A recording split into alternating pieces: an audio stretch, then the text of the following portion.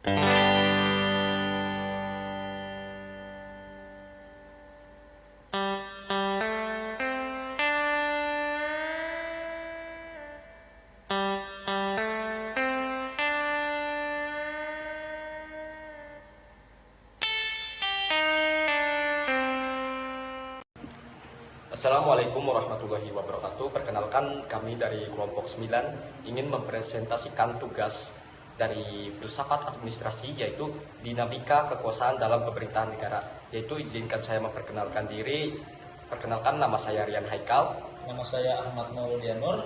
Nama saya Diki Ahmad Hidayat. Sekian dari nama peserta kami. Selamat menikmati. 1. Latar belakang. Jalannya pemerintah suatu negara tidak selalu berjalan mulus, melainkan terdapat berbagai dinamika dan tantangan yang harus dihadapi. Pemahaman yang mendalam mengenai dinamika kekuasaan dalam pemerintahan sangat penting untuk menjaga stabilitas dan efektivitas sistem pemerintahan. Sistem pemerintahan suatu negara memiliki dinamika kekuasaan yang kompleks dan terus-menerus berubah. Kekuasaan didistribusikan antara cabang-cabang pemerintah seperti eksekutif, legislatif, dan yudikatif yang saling menjaga keseimbangan dan mengawasi satu sama lain. Namun, pergeseran kekuasaan acap kali terjadi akibat berbagai faktor seperti perubahan politik, ekonomi, dan sosial budaya. Lanjut untuk bab 2, yaitu konsep kekuasaan, definisi, dan bentuk-bentuknya. Kekuasaan atau power merupakan konsep fundamental dalam memahami dinamika pemerintahan dan politik. Secara umum, kekuasaan dapat didefinisikan sebagai kemampuan untuk mempengaruhi perilaku orang lain dan mengontrol sumber daya tertentu. Dalam konteks pemerintahan, kekuasaan manifestasi dalam berbagai bentuk, mulai dari kekuasaan formal yang diberikan melalui struktur dan hukum, hingga informal yang didasarkan pada pengaruh, reputasi, atau kemampuan persuasif. Kekuasaan dapat diklasifikasikan ke dalam berbagai tipe, seperti kekuasaan eksekutif, legislatif, yudikatif, politik, dan administratif. Pemahaman yang komprehensif tentang konsep kekuasaan ini menjadi penting dalam mempelajari dinamika pemerintahan dan pengambilan keputusan di tingkat negara. Untuk yang kedua, sumber-sumber kekuasaan dalam pemerintahan, yaitu ada beberapa sumber. Yang pertama, kewenangan hukum. Yang kedua, sumber daya finansial. Yang ketiga, penguasaan informasi. Untuk yang pertama, kewenangan hukum. Kekuasaan pemerintah bersumber dari otoritas hukum yang diberikan oleh undang-undang. Pejabat pemerintah memiliki kewenangan yuridis untuk membuat dan menjalankan peraturan serta mengambil tindakan dalam batas-batas yang diatur dalam hukum. Untuk yang kedua, sumber daya finansial. Anggaran negara merupakan sumber kekuasaan penting bagi pemerintah. Alokasi dan pengelolaan dana publik memberikan pemerintah kemampuan untuk membiayai berbagai program dan kebijakan. Untuk yang ketiga, penguasaan informasi. Informasi dan data yang dikuasai oleh pemerintah dapat menjadi sumber kekuasaan. Pemerintah dapat mempengaruhi opini publik dan mengontrol arus informasi yang beredar di masyarakat. Distribusi kekuasaan. Sistem pemerintah dan struktur kelembagaan. Sistem pemerintahan suatu negara memegang peranan penting dalam distribusi kekuasaan. Dalam sistem presidensial, kekuasaan terbagi antara cabang eksekutif, legislatif, dan yudikatif. Sementara dalam sistem parlementer, kekuasaan lebih terpusat di badan legislatif. Struktur kelembagaan pemerintah juga menentukan bagaimana kekuasaan didistribusikan. Lembaga-lembaga seperti kementerian, badan regulasi, dan lembaga pemerintah daerah masing-masing memiliki peran dan tanggung jawab yang berbeda-beda. Yang keempat, kepemimpinan dan pengambilan keputusan dalam pemerintahan. 1. Kepemimpinan strategis. Pemimpin pemerintahan yang efektif harus memiliki visi strategis dan kemampuan untuk menerjemahkannya ke dalam tindakan konkret. Mereka harus mampu membaca tren dan isu-isu kunci, lalu mengembangkan rencana untuk menghadapinya secara proaktif. Yang kedua, pengambilan keputusan komprehensif. Proses pengambilan keputusan di tingkat pemerintahan harus melibatkan analisis yang mendalam, perumusan alternatif, dan penilaian dampak yang komprehensif. Pemimpin harus memastikan bahwa keputusan yang dibuat adalah hasil dari pertimbangan matang dan mempertimbangkan berbagai kepentingan. Yang ketiga, kepemimpinan kolaboratif. Isu-isu pemerintahan yang kompleks membutuhkan pendekatan kolaborasi. Pemimpin harus mampu membangun tim yang solid, mendorong partisipasi aktif dari seluruh pemangku kepentingan, dan memfasilitasi proses pengambilan keputusan bersama. Yang kelima, peran birokrasi dalam dinamika kekuasaan. Dalam dinamika kekuasaan pemerintahan, birokrasi memainkan peran sentral sebagai mesin penggerak utama. Birokrasi tidak hanya berfungsi untuk mengimplementasikan kebijakan, tetapi juga mempengaruhi proses pengambilan keputusan dan alokasi sumber daya. Sebagai struktur hierarkis dan kewenangan formal, birokrasi dapat menjadi instrumen untuk meraih dan mempertahankan kontrol kekuasaan. Posisi strategis birokrasi memberikan kemampuan untuk arus informasi, menggerakkan sumber daya, dan mempengaruhi pemangku kepentingan. Dalam konteks ini, birokrat dapat menjadi aktor dominan yang menentukan arah dan ritme perubahan di dalam sistem pemerintahan. Namun, kekuasaan birokrasi juga dapat menimbulkan distorsi, inefisiensi, dan penyalahgunaan wewenang jika tidak dikelola dengan baik. Untuk menjaga keseimbangan kekuasaan, diperlukan mekanisme pengawasan, transparansi, dan akuntabilitas yang kuat. Upaya reformasi birokrasi, profesionalisasi aparatur, dan penguatan tata kelola pemerintahan yang baik menjadi langkah penting dalam dinamika kekuasaan di dalam birokrasi.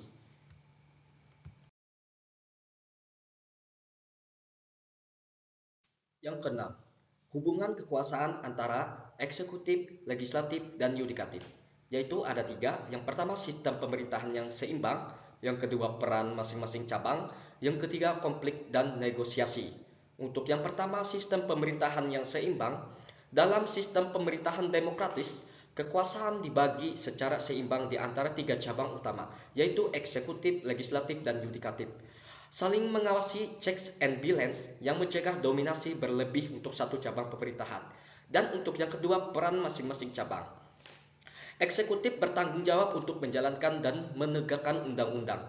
Legislatif membuat undang-undang, dan yudikatif bertugas untuk menafsirkan dan menerapkan hukum.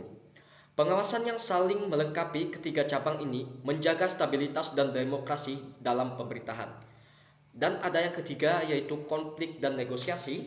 Meski pemerintahan ideal mencapai keseimbangan, dalam praktiknya sering terjadi konflik kepentingan dan negosiasi di antara cabang-cabang kekuasaan. Hal ini membutuhkan komunikasi, kompromi, dan pembagian peran yang jelas untuk menghasilkan kebijakan yang efektif. Yang ketujuh, pengaruh partai politik dan kelompok kepentingan. Pengaruh partai politik dan kelompok kepentingan memainkan peran penting dan dalam dinamika kekuasaan pemerintahan di negara ini. Partai politik sebagai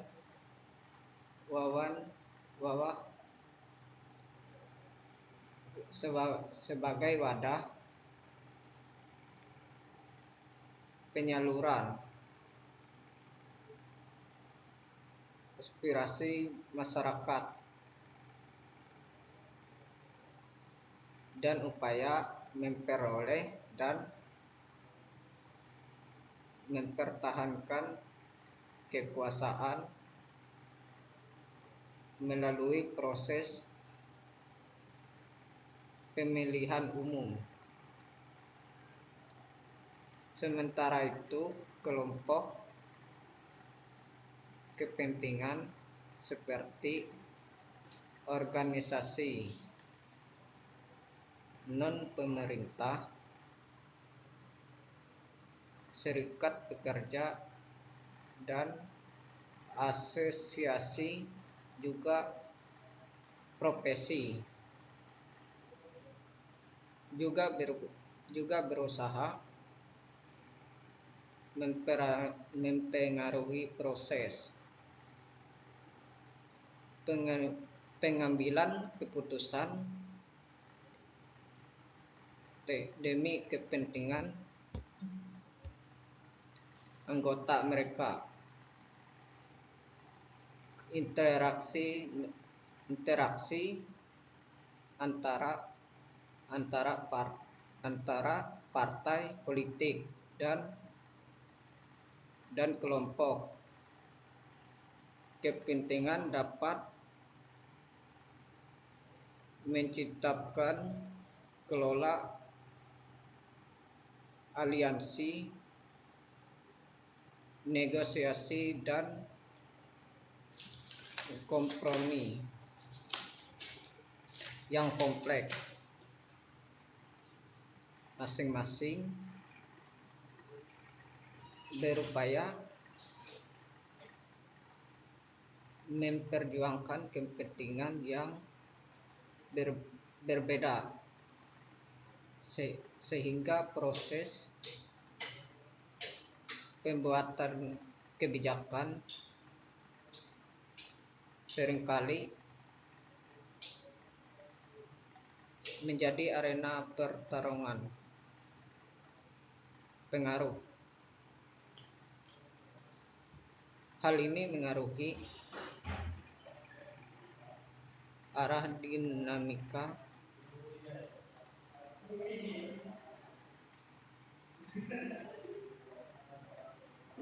kekuasaan dalam pemerintahan.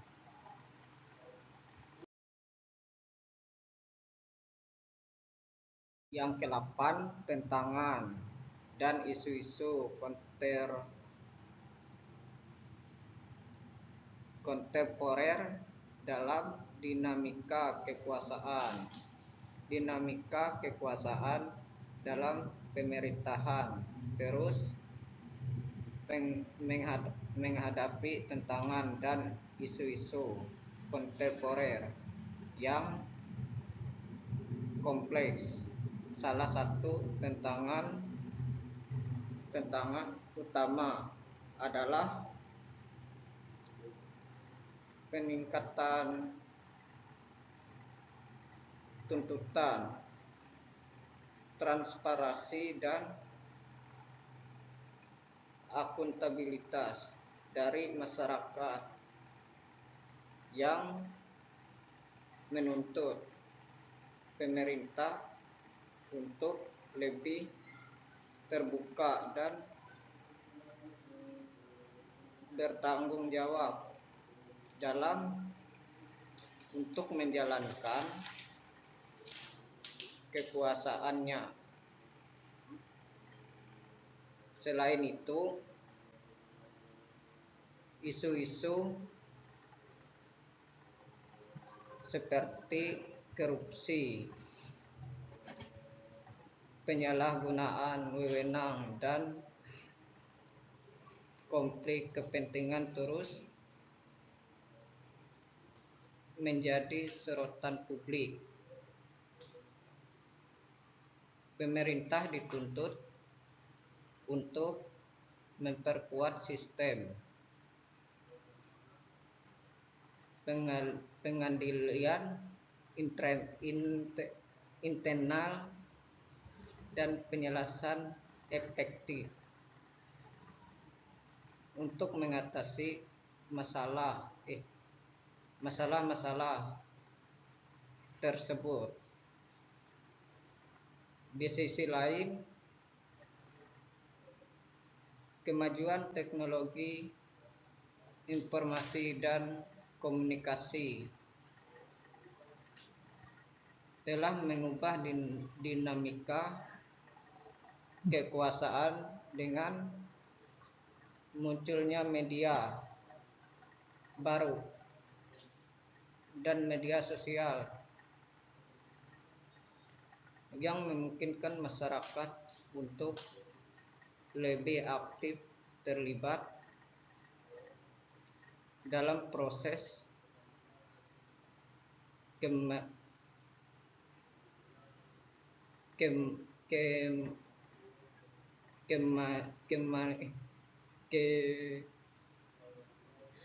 pengambilan keputusan.